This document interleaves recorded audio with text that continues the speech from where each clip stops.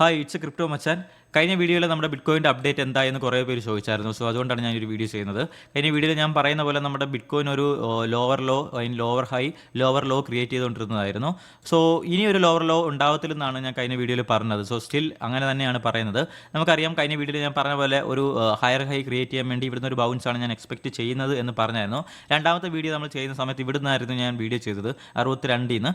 അവിടുന്ന് അതിനുശേഷം 63,400 വരെ നമ്മുടെ മാർക്കറ്റ് നല്ല രീതിയിൽ സ്പൈക്കായി, ഏകദേശം 2% സ്പൈക്ക് ആയിട്ടുണ്ടായിരുന്നു. അവിടുന്ന് പെട്ടെന്നായിരുന്നു മാർക്കറ്റ് ക്രാഷ് ആയത്.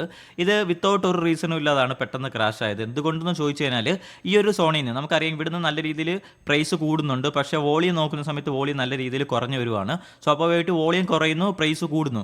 ഒരു വീക്ക് ബൈയിങ് പ്രഷറാണ് ഇവിടെ നടന്നത്. സ്വാഭാവികമായിട്ട് വീക്ക് ബൈയിങ് ആയതുകൊണ്ട് നമുക്ക് ഈസി ആയിട്ട് US ഓപ്പണിംഗ് ടൈമിൽ അവർക്ക് വലിയ പ്ലേയേഴ്സിന് നമ്മളെ ജസ്റ്റ് ഷേക്ക് ഔട്ട് ചെയ്യാൻ ഈസി ആയിരുന്നു. സ്വാഭാവികമായിട്ട് അവർ ഷേക്ക് ഔട്ട് ചെയ്തു. മാത്രമല്ല നല്ല രീതിയിൽ ഈ ഒരു ഏരിയയിൽ ലോങ് ഓർഡറുകൾ പെരുത്ത് വന്നായിരുന്നു. സ്വാഭാവികമായിട്ട് ഇതൊരു ഓപ്പർച്യൂണിറ്റി ആയതുകൊണ്ട് വലിയ പ്ലേയേഴ്സ് അത് ഷേക്ക് ഔട്ട് ചെയ്തു. ഷേക്ക് ഔട്ട് ചെയ്ത് നമ്മൾ പഴയ ഞാൻ ആ പറഞ്ഞ സപ്പോർട്ട് സോണിൽ തന്നെയാണ് തിരിച്ചു വന്നിട്ടുള്ളത്. ഇപ്പോഴും എൻ്റെ പഴയ വ്യൂവിന് ഒരു മാറ്റവും ഇല്ല. കാര്യം ഇത് ജസ്റ്റ് ഒരു ഷേക്ക് ഔട്ട് മാത്രമാണ്. അപ്പം ഇവിടുന്ന് നല്ലൊരു അപ്സൈഡ് മൂവ്മെൻ്റ് ആണ് ഞാൻ ഇപ്പോഴും എക്സ്പെക്ട് ചെയ്യുന്നത്. പഴയ വീഡിയോയുടെ പഴയ വ്യൂ തന്നെയാണ് ഇപ്പോഴും ഉള്ളത്. അൺടിൽ നമ്മൾ ഈ ഒരു invalidation zone break and close താഴെ ചെയ്യുന്നിടം വരെ 4 hourൽ മൈക്രോ ടൈം ഫ്രെയിമിലെ കാര്യമാണ് ഞാൻ പറയുന്നത്. എന്തായാലും നിലവിലത്തെ സാഹചര്യത്തിൽ ഒരു ലോവർ ലോ ക്രിയേറ്റ് ചെയ്യുമെന്ന് ഞാൻ ഒട്ടും എക്സ്പെക്ട് ചെയ്യുന്നില്ല. ഒരു ബൗൺസ് തന്നെയാണ് മാർക്കറ്റ് വരുന്ന ദിവസങ്ങളിലും വരുന്ന മണിക്കൂറിലും ഒരു ബൗൺസ് തന്നെയാണ് ഞാൻ എക്സ്പെക്ട് ചെയ്യുന്നത്. മേ ബി അതിന് മുമ്പ് ഇതേ രീതിയിൽ ഇവിടെ നമുക്ക് ഈ പറയുന്ന പോലെ വോളിയം കുറവാണെന്നുണ്ടെങ്കിൽ, ബൈയിങ് പ്രഷറിൻ്റെ വോളിയം കുറവാണെങ്കിൽ ജസ്റ്റ് നമുക്ക് ഒരു ഫേക്ക് ആയിട്ടുള്ള ഒരു വിക്ക് താഴോട്ട് ഇനിയും എക്സ്പെക്ട് ചെയ്യാം. പക്ഷേ അത് ഒരിക്കലും ഒരു പുതിയ ലോ ക്രിയേറ്റ് ചെയ്യുന്നതിലോട്ട് പോകത്തില്ല. നമുക്കൊരു ഒരു വിക്കുകൾ ക്രിയേറ്റ് ചെയ്തിട്ട് തിരിച്ച് മാർക്കറ്റ് അപ്സൈഡിലോട്ട് തന്നെയാണ് ഞാൻ എക്സ്പെക്ട് ചെയ്യുന്നത്. ഈ ഒരു വീവ് നമ്മളുടെ ഇൻവാൽഡ് ആകുന്നത് പഴയ ലോ ബ്രേക്ക് ആൻഡ് ക്ലോസ് താഴെ ചെയ്യുമ്പോൾ മാത്രമേ ഇൻവാൽഡ് ആവത്തുള്ളൂ. വൺസ് അങ്ങനെ ഇൻവാൽഡ് ആയി കഴിഞ്ഞാൽ ഞാൻ പഴയ വീഡിയോയിൽ പറഞ്ഞ പോലെ നമ്മൾ വലിയൊരു ബിയർഷ് മാർക്കറ്റിലോട്ട് ഷോർട്ട് ടൈമിലോട്ട് പോവും. അതാണ് ആ ഒരു സിനാരോ. സോ ഇപ്പോഴൊന്നും ഞാൻ അങ്ങനെ എക്സ്പെക്ട് ചെയ്യുന്നില്ല. അപ്സൈഡ് മൂവ്മെൻറ്റ് തന്നെയാണ് എക്സ്പെക്ട് ചെയ്യുന്നത്. സോ ഇപ്പം ഞാൻ പറഞ്ഞ രീതിയിൽ നിങ്ങളുടെ ട്രേഡിംഗ് പ്ലാൻ തീരുമാനിക്കുക. ഓക്കെ, അതനുസരിച്ച് ട്രേഡിംഗ് പ്ലാൻ തീരുമാനിച്ച് നിങ്ങൾ എന്ത് ചെയ്യുക, മുന്നോട്ട് പോവുക. ഷോർട്ട് ടൈം മൈക്രോ ടൈം ഫ്രെയിമിലെ കാര്യമാണ് ഞാൻ പറഞ്ഞത്. ഓക്കെ, അപ്പോൾ നമുക്കിനി ബിറ്റ്കോയിൻ്റെ ലോങ് ടൈം അപ്ഡേറ്റ് നോക്കാം. ഡെയിലി ചാർട്ടാണ് ഞാൻ എടുത്ത് നോക്കുന്നത്.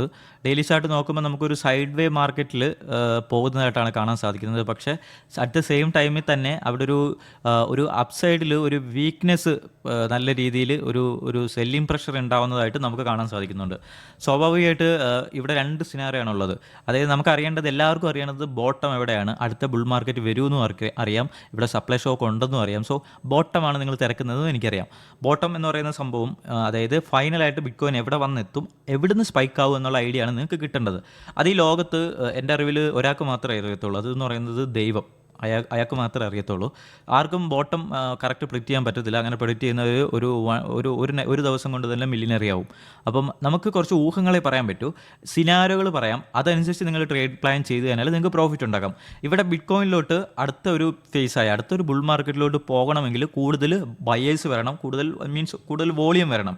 സോ അങ്ങനെ വോളിയം വരണമെങ്കിൽ അവരെ അട്രാക്ട് ചെയ്യുന്ന 2 സോണുകളാണുള്ളത്. അതായത് ആ ഏരിയാസുകൾ ഞാൻ നിങ്ങൾക്ക് പറഞ്ഞുതരാം. ഒന്നെന്ന് പറയുന്നത്, ഇൻ കേസ് ബിറ്റ്കോയിൻ 52 എന്ന് പറയുന്ന ഈ ഒരു ഏരിയയിലോട്ട് എത്തുകയാണെന്നുണ്ടെങ്കിൽ മാർക്കറ്റിലോട്ട് കൂടുതൽ വോളിയം വരികയും നമ്മൾ അടുത്തൊരു ഇതെന്ന് പറയുന്നത് മോസ്റ്റ്ലി ഒരു ഡിമാൻഡുള്ള ഏരിയയാണ് നിലവിൽ. സോ 52 ഇൻ കേസ് എത്തുകയാണെന്നുണ്ടെങ്കിൽ ഇവിടുന്ന് നല്ല രീതിയിലൊരു ബൈയിങ് പ്രഷർ വരികയും നമ്മൾ അടുത്തൊരു ബുൾ മാർക്കറ്റിലോട്ട് കടക്കുകയും ചെയ്യും. അതാണ്.